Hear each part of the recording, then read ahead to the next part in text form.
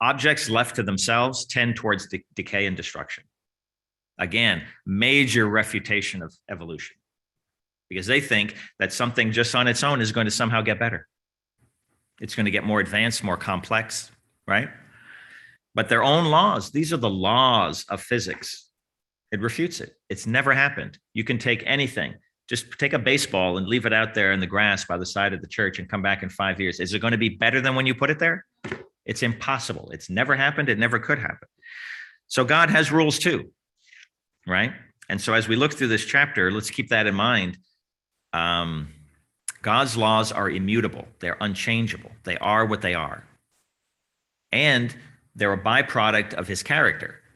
Has God provided everything necessary on the earth for life, health, and happiness? Yes. Why aren't we all living and healthy and happy? We're violating the laws, right? We've done it for 6,000 years, and we're going to do it until the second coming. But we can still get it right. Every new day is a chance to get it right, and to do better. All right. That first paragraph ends with an interesting line. It says, God does not compel man to obey. Man is left a free moral agent. And isn't that the big knock, one of the big knocks against God, right? Why would he do it? If he knew that Satan was going to sin, Lucifer was going to sin and become Satan, why did he create him? If he knew Adam and Eve were going to fall and we're going to have 6,000 years of misery and woe, why did he create him? And create him as a free moral agent. Can you be forced to love someone?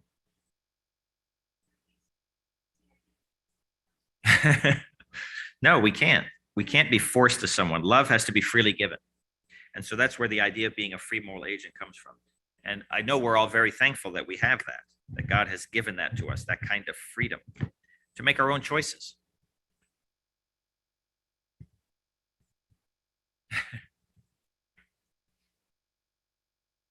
All right, so let's continue into the second paragraph. It says there, the subject of man's personal responsibility is understood by but few, and yet is a matter of great importance. We may each obey and live, or we may transgress God's law, defy his authority, and receive the punishment that is meet. And then this key line, then to every soul the question comes home with force. Shall I obey the voice from heaven, the 10 words spoken from Sinai, or shall I go with the multitude who trample on that fiery law? Brother Richard. Yes. Can you hear me? Yes. Okay. Well, earlier on you had talked about if God knew that Yes. Satan was going to sin, why did he do it?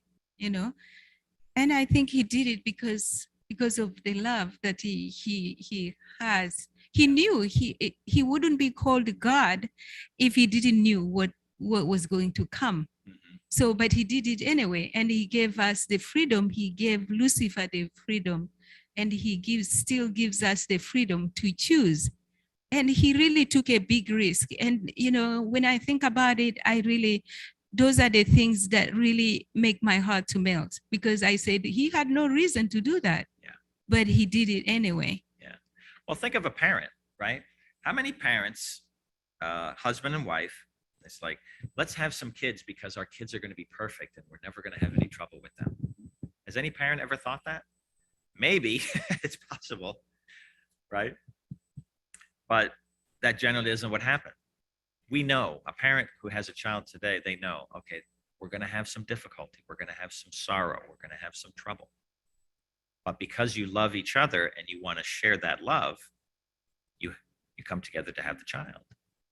And God is no different. The benefits and the blessings of love, of extending love and receiving love, far outweighed the negative. That might be hard for us to imagine, because when we look at some of the people in this world who have a hard life, we talk about trafficking, or we talk about, abuse and these different kinds of things. But the capacity to love and to be loved is still so great that it outweighs that trauma, that horrific experience that some will go through in this life. And that's a measure of God's love, because he has certainly had foreknowledge, right? He knew everything that was going to happen. He knows everything that's going to happen. But still, the idea and the reality of receiving love and being able to love someone, one of your own creatures, one of your own creation, it's so much more worth it, you know? And I think even a lot of Christians struggle with that idea. It's like, wow, but Lord, look at this situation. Look at the Holocaust. Look at Rwanda. Look at all these terrible things. Look at what's going on now around the world. But still, the capacity to receive love from one of your creatures and to extend love is so great that it overrides that. That's that agape love of God. I think that will likely always remain so far beyond our real full comprehension. We won't really even be able to fully grasp it. What do you think? Yeah. Any comment online? We know you're there. We want to hear from you. Yeah. Okay.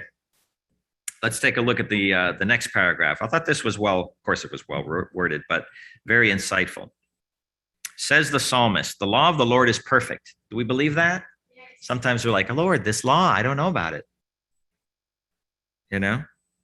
But the whole law, the law of love and liberty is perfect. How wonderful. I think because it's in, I don't know that English word. It's like Covered? Encapsulates, yes, yeah. in love, you know. That's what God is. You know, the law of God is love. And it's just, when you unfold it, then you see the many aspects of what God is. And that's what he is to us, you know. So. Yeah, it's beautiful. How wonderful in its simplicity is God's law, its comprehensiveness and perfection. It is so brief that we can easily commit every precept to memory, and yet so far-reaching as to express the whole will of God and to take cognizance not only of the outward actions, but of the thoughts and intents, the desires and emotions of the heart. Human laws cannot do this. They can deal with the outward actions only. A man may be a transgressor and yet conceal his misdeeds from human eyes. He may be a criminal, a thief, a murderer, or an adulterer. But so long as he is not discovered, the law cannot condemn him as guilty. Human law. Where are we at? The law of God takes note of the jealousy, envy, hatred, malignity, revenge, lust, and ambition that surge through the soul, but have not found expression in outward action because the opportunity, not the will, has been wanting. We just didn't have the opportunity to carry it out. And these sinful emotions will be brought into the account of the day when God shall bring every work into judgment with every secret thing, whether it be good or whether it be evil. Wow, there's a lot in there. I think that's the essence of judgment. It's going to bring everything. Every secret thing, yeah. Yeah, that should really make us fearful. So how do we look at this? What is the whole idea behind the judgment? Is it just to be punished for our sins? For our wrongdoing, our wrong deed, our wrong thoughts, our wrong feelings? The Lord knows, of course, wow, I'd really like to go over there and commit this crime, but there's 2 people hanging out, so I can't get over there today. But he knows that I wanted to do it. Why should I face a consequence for that? I didn't do it. Where does the law come into this? If we look at design law, the way God designed everything, right, as opposed to a punitive law, which man has set up, what's the destruction to me if I harbor those thoughts? The destruction. The actual destruction of the wicked is punitive. It's the destructions that we might experience now, the hardships from having sinned and hurt other people and hurt ourselves. Those are training, warning judgments, if you will. But the actual destruction of the wicked is punitive as it can be. Yeah. That's the whole point. Okay? We'll be judged according to our deeds. So the idea here, and I like to try to take all that I can, at least back to the sanctuary.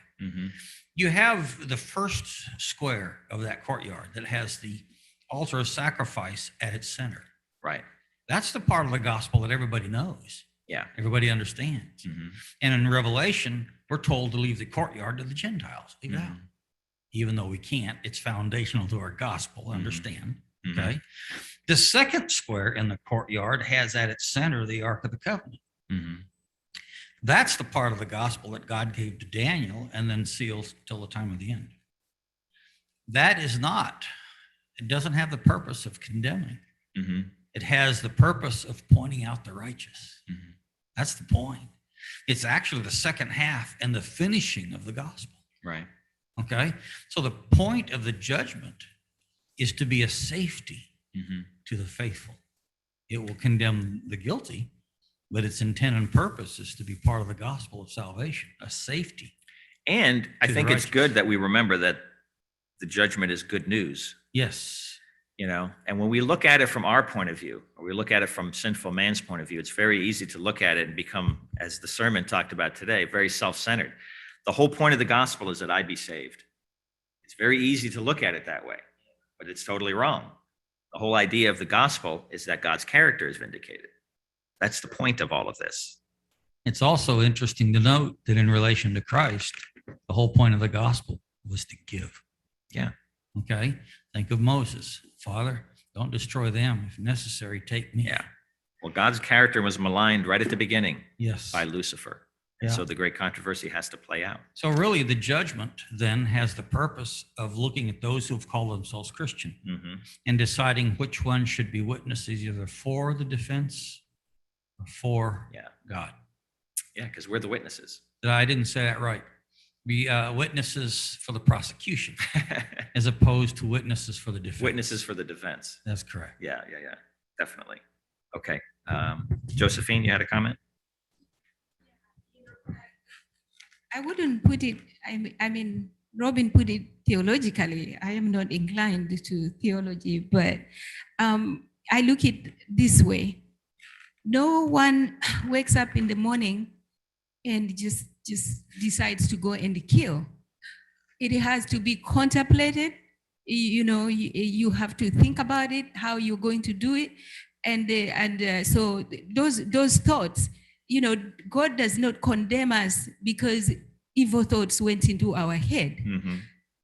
It's there, but what He's going to judge is what we did with those thoughts. Mm-hmm. Did we carry them through? And so He's going to reveal that, Mm-hmm. the process that in which we carried those thoughts. I mean, you know, you mentioned something over there about the envy, the jealousy, and everything else. Mm-hmm. You know, the heart is deceitful. It's going to come. Yeah. You know, no one in the church would not say, those thoughts didn't cross my mind. Sure. It does. Yeah. But what did you do with those thoughts? Mm-hmm. Did you just say, Lord, help me, take these thoughts away? That is what God is going to judge. Yes, we carried this through, which we shouldn't, because that's what Jesus came Mm-hmm. to deliver us from. You know, it's interesting. I always think of the story. Is it Corrie ten Boom? She was in the concentration camp with her sister. And she tells in the hiding place that she and her sister saw this female guard beating this other female prisoner. And Corrie looked at it and she said, "Oh, that poor woman." And her sister looked at her and said, "You're not talking about the victim, are you? You're talking about the guard." And she said, "That's right." How antithetical is that to our thinking? It's like you're over there beating some innocent woman, you know, but yet I'm worried about you. Because I think ultimately when we break God's law, we reap the negative consequence. Our minds become seared, our consciences become scarred, right? And we're more easily able to sin again and to dishonor God. And so it's an interesting kind of turnaround. What did Jesus say? Pray for your enemies, right? And I think that that's one of the best examples I can think of that I've seen played out in a human life. Because it's easy to talk about in just some fancy esoteric way. Oh yeah, we should pray for our enemies. Have you ever had an enemy? Somebody who you would classify as an enemy, not just somebody you had a disagreement with and, you know, no, an enemy. Did you ever pray for them? That's a tall order, you know? Something else often wondered about. Something I've often wondered about is, you know, a story like Corrie ten Boom's. If she had had the faith, and she obviously was a woman of faith, Mhm. there's no question. God worked miracles for her in the concentration camps. So Yeah. don't take this wrongly. Mhm. But if her faith had been stronger, could she have walked over to that lady beating the inmate and put her hand on her shoulder and just pull slightly away and say, ma'am, You're hurting yourself. yeah, You're harming yourself. Because Because her wounds will heal, That's correct. but your Okay. wounds won't. And and if our faith could be that kind of strong, what a testimony that would be. Yeah. Well, it's a tall order. Is it possible? Of course. We never know.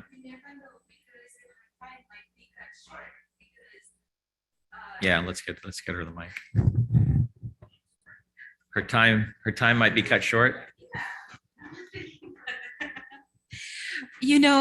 Because I'm sure that she's a woman of faith, and yet also the Lord has given us wisdom when we can enter into a situation and when not to, because we know afterward what she did during the time that she was in the concentration camp, that some people, I'm sure, by just looking at her life, had their life put together. So she might not have had that opportunity if she had gone and touched her, because the enemy is at hand. Yeah. We never know that, she might not have endured the beatings and she could have been dead. And what the Lord had designed for her to go through the camp might not have been accomplished. We never know. Yeah, it is true. Certainly she comes across as somebody who likely would have been moved by the Spirit, impressed to do things and to have conversations, to approach people or to avoid. So perhaps she acted completely in the will of the Spirit, during that time. You had another comment? Yeah. And it kind of follows there. I certainly wasn't condemning her. Oh, right. For We a lack of understand, faith. But I have preached a sermon on Corrie ten Boom and her life. And, kind of brought out the idea that Ellen White tells us to be as clear as the day. And yet she built a false wall in their home. The question is that being as clear as the day? And before I answer that, you bring the whole congregation to a screaming halt. So you just hold on, hold on. Okay. You can even find stories in the scriptures. Rahab comes to mind. Yeah. Told the people they were being taken to a place where they were not taken. Yeah. And I think sometimes, especially if we're really attuned to God and hearing his voice, that at times things can happen. Sure. That, and you wouldn't have an explanation for it. You'd Right. be telling the story later. Can you imagine? I walked up to this female guard and I just touched her on the shoulder and said, you're harming yourself. And she just looked at me and walked away and ended the beating. She would have, that would have been a stunning thing. Yes. She probably would have said, I don't even know what happened. I was just impressed to go up and touch her, Yes. so. And in that same sermon, I tell the story of a gentleman who was in China or crossing the border into China carrying Bibles, except that he hit a point that he'd never seen or knew about before. And he's sitting there before he's had a chance to hide the Bibles. Yeah. They're sitting in the cab of the truck. And he just resigns himself to the Lord. Lord, this is your word. These are your Bibles. Yeah. And, each car is being searched for 15, 20 minutes. When it gets to him, they wave him through. And, God meets us where we are. In these Sure. situations. Absolutely. Absolutely. And of course, all designed to reveal his character to us and build our faith, right? Perhaps that was just the way that it was best that he saw to build the faith of each of these individuals in these various. I think there's another story in Corrie ten Boom's book where she talks about they were hiding Jews under the kitchen table. Yeah, they need access to the back room. Yeah. And they came in, are you hiding Jews? And she finally just said, come in and look. And I think she even said that look under the table. And they just thought she was making fun of them and they left. Wow. Tremendous examples of faith for sure. All right. Any comment from online? We know you're there. We can hear you. We can sense you. Okay. The next paragraph says, obeying brings happiness. Is that true?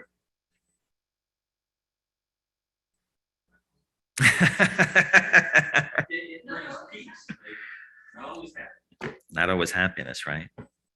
Blessed is the man. Blessed is the man, right?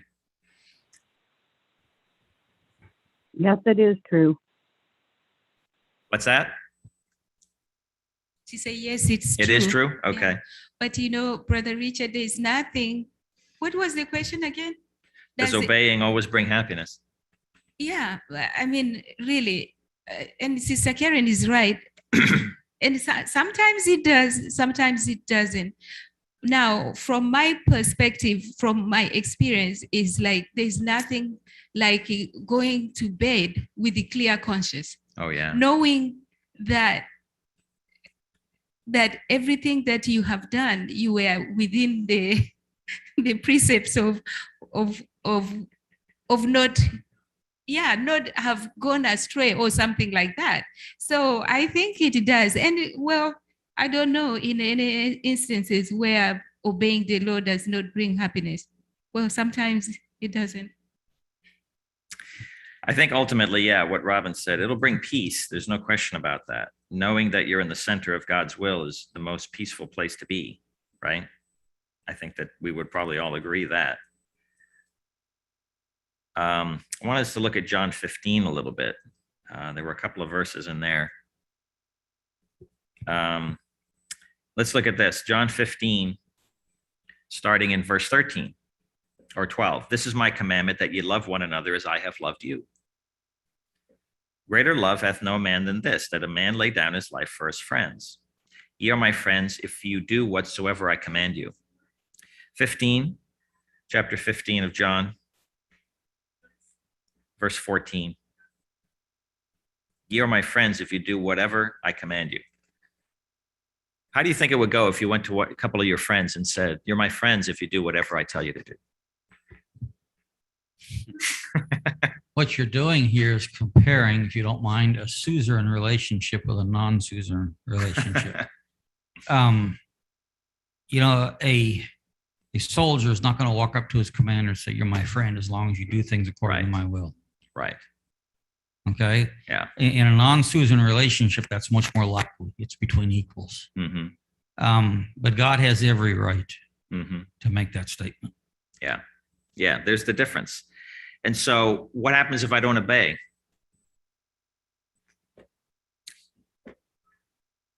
Chances are it's not going to work out so well for me. I'm going to make my life more difficult. Is the Lord going to continue to stop continuing to pursue me? No. But if I'm not going to obey, if I'm not going to realize the blessing of obedience, the joy of obedience, right, I'm only going to harm myself. In Romans 1, 24, 26, and 28. Yeah. He gave them up. 3 different verses that indicate there finally comes a time when God will quit pursuing. Yeah. So we have to be careful of that. You can tempt God only so far before his efforts for you cease. Mm-hmm. Yeah, there will come a point where the Spirit will no longer strive with men, for sure. It's not going to change his love for us, though. Comment? Mike. Oh, Mike. Oh, sorry. Yeah, Go ahead. Yeah. I think if we read the Bible, there are certain incidences where God has given up on people. But after a very long time, very, very, very long time, talk about the nation of Israel, at one point he said, was it Ephraim? Oh, I don't know which. Yeah, Ephraim is joined to his idols. Leave him alone. Yeah. And so he said, yeah, you can have them. I mean, he could have said, well, you like it or not, you're going to serve me, but no. Yeah. So, but that was after tremendous, I think his patience didn't run away out, but it was just, he didn't know what else to do.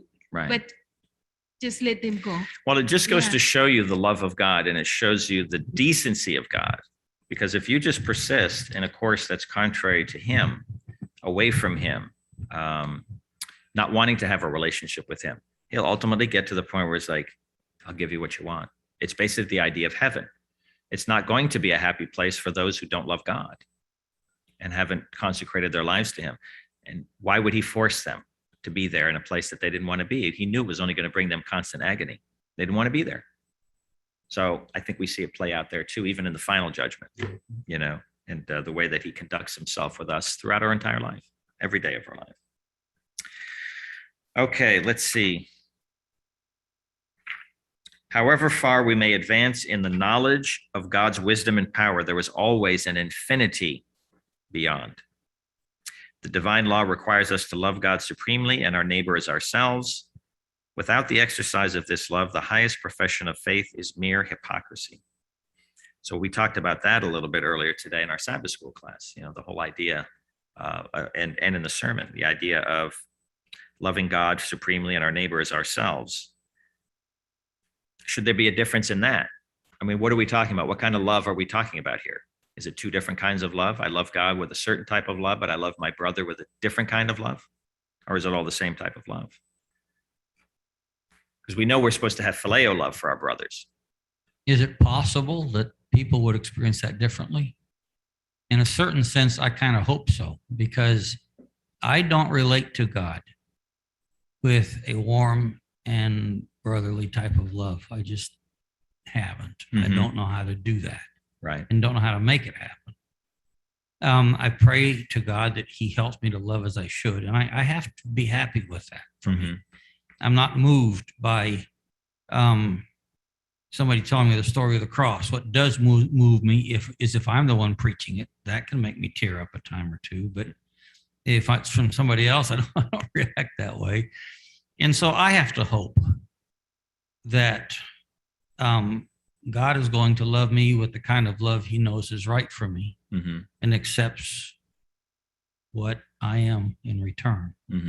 When somebody else, like my mom, for instance, every time she spoke of Christ, she would start to cry. That was kind of just common with her. Right.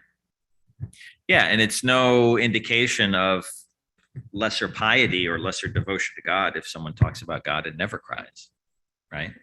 Everybody has a different personality, so to speak. I think those are emotions, right? I mean, God is not calling us to emotional love, is it? Is that? Well, I mean, we understand love as a principle, but Right. it's also an emotion, right?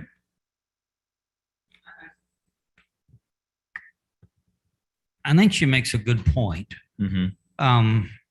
If someone has been seriously mistreated by a father or a mother or whoever it may be, I think of children who have been tortured by their parents until they finally manage to be discovered and taken away. I don't think God calls them to have a phileo love for their parents. What I think he expects is an agape love, where if you ever meet them, you're required to treat them with the respect that a parent would expect. It doesn't have to create warm fuzzies. It's not required. But there is a decency that God requires of us in dealing with any person. Yeah, it's true. It's true. Okay, so the last section says, beyond thou shalt nots. We are living in an age Elder, going back to that question. Go right ahead. You asked, is there a difference between the type of love that we should have between God and our brother? I think that agape love is what we all need. But as it relates to God, though, is it just one type of love that we have for him? Could we have like all three, where he wants us in an intimate way? He wants, to be that friend that stick it closer than a brother. And then he wants us to have that warm, fuzzy feeling towards him. And he also wants us to have that unconditional love for him. So could it be all three, as opposed to just one way? That we relate to God. Now, as it relates to our brother, maybe in certain instances you'll demonstrate different love, like a spouse. Right. You'll have the eros,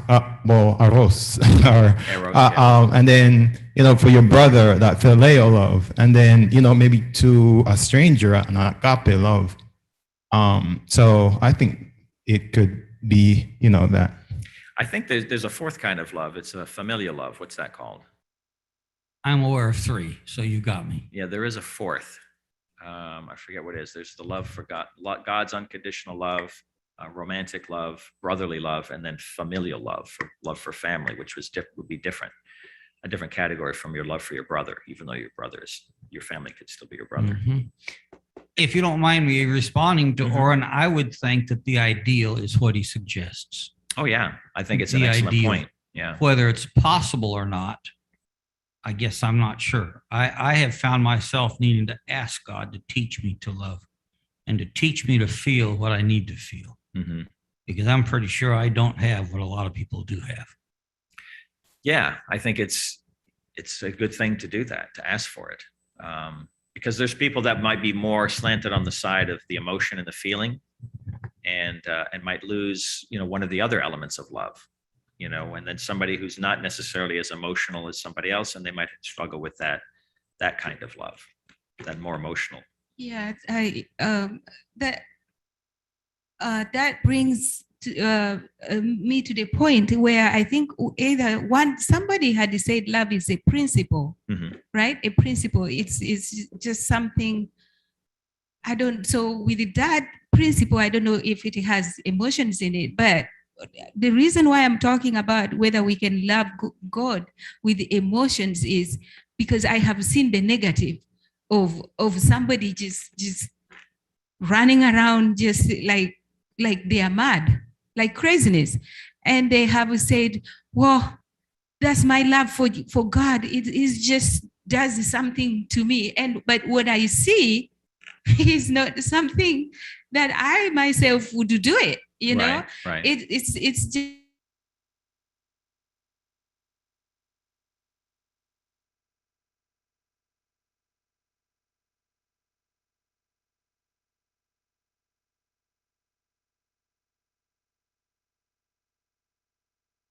just, I think we have to think God from regardless of the emotions that he gives towards him, that's why I'm asking if love is emotional thing, our emotions, and I know probably God is an emotional God too, but his emotions are principled, just like when he talked to Moses, was it Moses who told him, he said, yeah, well, just get rid of me if you want to kill those people. And then God thought about it, and I'm sure that he had those emotions, that emotional thought that how could I destroy these people that I have brought out here? Those people will, So I think it is something logical, something that is based on his character, not us adding what the emotions that he has given to us to exercise here on planet Earth towards him. Right. No, I like Oren's thought, because we tend to think of the eros or the romantic love. Well, how can we have that kind of love for God? But we are the bride of Christ, right? And if we look at the Song of Solomon, I think we see played out there on a certain level, on a physically intimate level, what the relationship will be between the bride of Christ and the bridegroom on a spiritual level. So I think it plays out. I think it was a good point. Did you have another comment?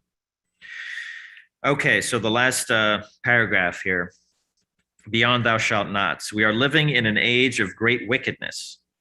Multitudes are enslaved by sinful customs and evil habits, and the fetters that bind them are difficult to break. Iniquity, like a flood, is diluting the earth. Crimes almost too fearful to be mentioned are of daily occurrence. When did she write this? Over 100 years ago? And yet men professing to be watchmen on the walls of Zion will teach that the law was designed for the Jews only and passed away with the glorious privileges that ushered in the gospel age. Is there not a relation between the prevailing lawlessness and crime and the fact that ministers and people hold and teach that the law is no longer of binding force? Right? What was the cornerstone text repeated multiple times in the book of Judges? Every man did what was right in his own eyes. Right? Are we there? Yeah, yeah, exactly. The condemning power of the law, God extends not only to the things we do, but to the things we do not do. We are not to justify ourselves in omitting to do the things that God requires. This is interesting. We must not only cease to do evil, we must learn to do well. So it's interesting that the focus can't be on the negative. Just avoid this, just avoid this, just avoid this, right? If I understood this correctly, it was explained to me years ago. The Jewish interpretation of the law is different from the Christian interpretation of the law in this point. God says, do unto others as you would have them do unto you. It's a positive.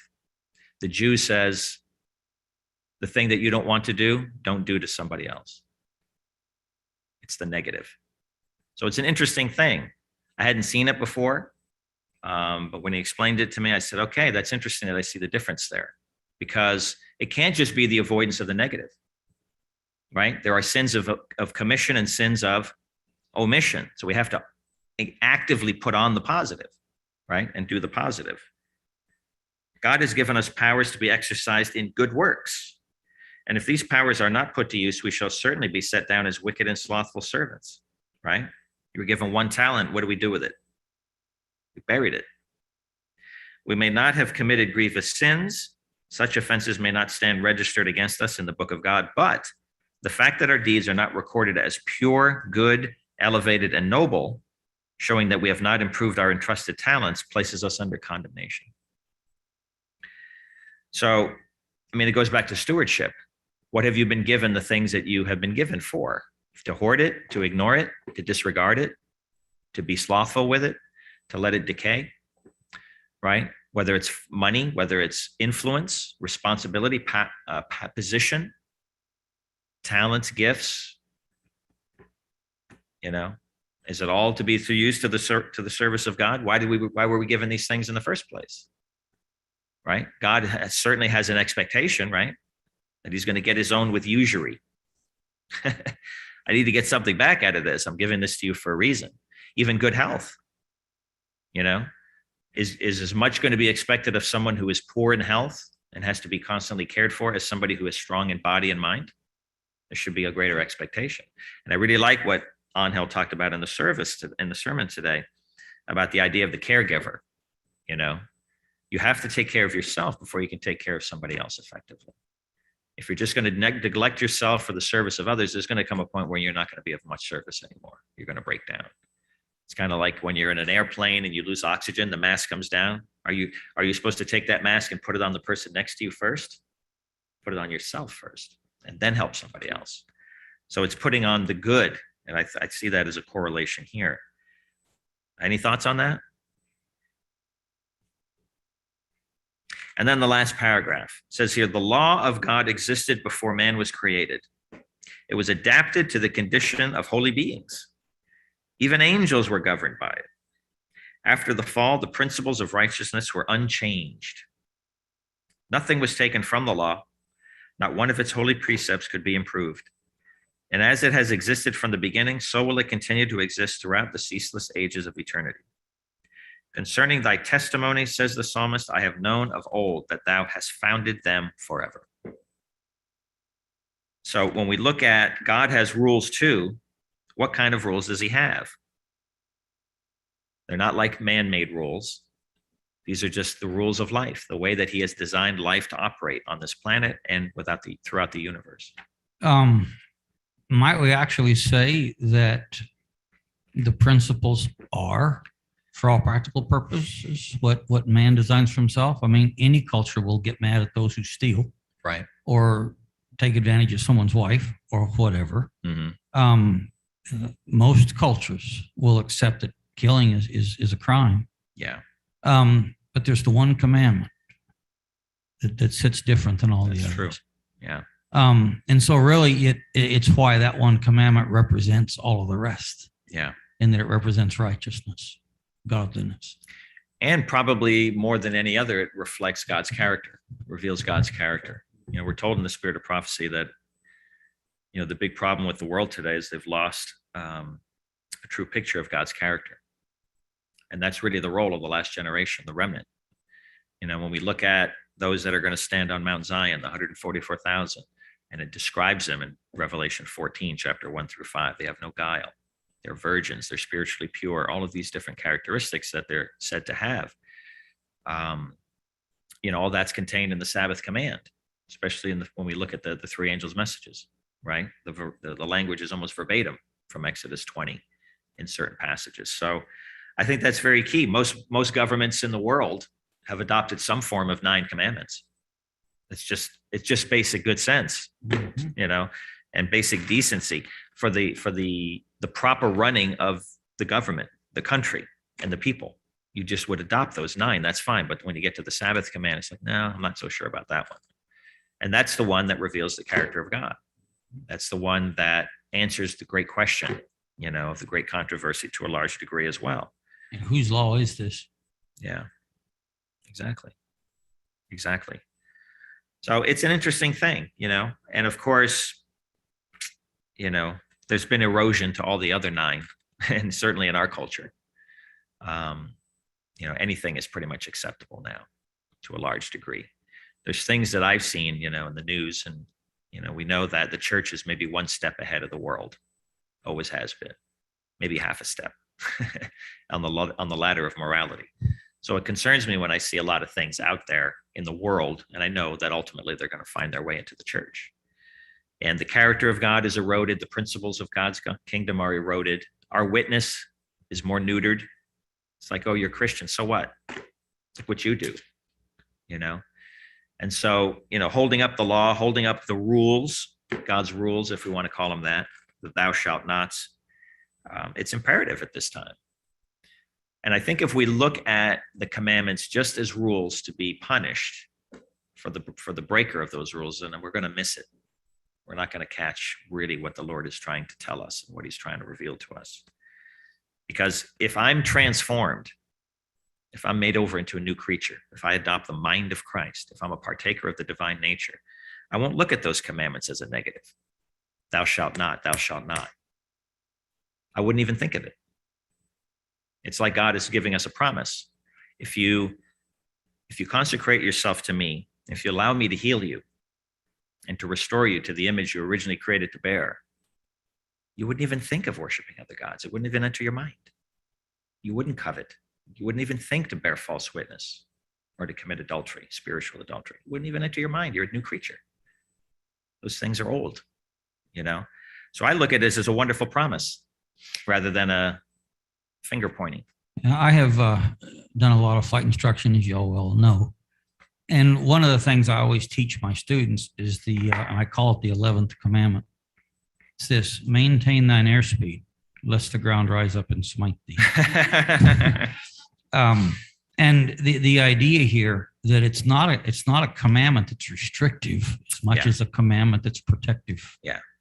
If you keep your speed up, you'll stay flying. If you get too slow, down you'll go. Yeah. Blessed is the man. Yeah. All right.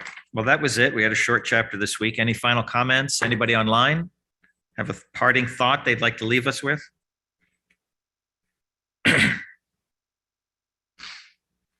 Okay. Well, we got done a few minutes early today, so. Yeah, Elder. Yes. Just in regards to the law, God has laws too. Something that stood out was the role that culture has in, and you were talking about the world and the church, and I'm saying the culture a lot of the time it has a way of finding itself in the church to the extent where we start changing our Bible doctrine to suit culture. Right. So I think we need to speak to that too about, God's word is steadfast and it's unchangeable. It's not changeable based on your culture or where you are, your gender, or it's unchangeable. Yes. So I think that's a point we're emphasizing. Yeah. That God's law is unchangeable, and culture doesn't dictate, or make a change in God's law. Yeah. Oh, yeah. Well said. A lot of people have a problem with that. We hold on to our culture. I always think back to, where did culture come from? Where did the cultures of the world come from? Came from the Tower of Babel. Was that a positive event in the history of God's people? No. It was not. Yeah. And if we look at Pentecost, I think in light of the Tower of Babel, it's the reverse. Because the the languages were confounded and people were scattered. Here they came together and they understood each other. So I see that as the reversal of the Tower of Babel, And so, yeah, and when you're healed, when you're made over into a new creature, your culture doesn't matter anymore. Culture is good. There's wonderful benefits to various cultures of the world. We learn about each other, different clothing, different foods, whatever it might be. But when your culture, if anything in your culture conflicts with the culture of God's kingdom, then that part of your culture has to go because you're made a new creature, right? You're now a son or daughter of the king. And so you have to adopt that culture. So I think that's an excellent point. Right. Yeah. Yeah. And we definitely see where, that has come into the church and causing, just a lot of erosion in the faith. Yeah. Yeah. It is true. Sadly, it is true. Okay. Well, let's have a closing prayer. Heavenly Father, we thank you that you do have rules too. And we thank you for our discussion this afternoon, giving us a chance to share and to learn from one another and to share insights from your word and from the words of inspiration. We're grateful that we've got some things settled in our mind, that we're a little clearer on some points. And we pray that we can live out these principles, Lord. We recognize that you have called us to be witnesses. You have called us to be salt and light, and we want to do that.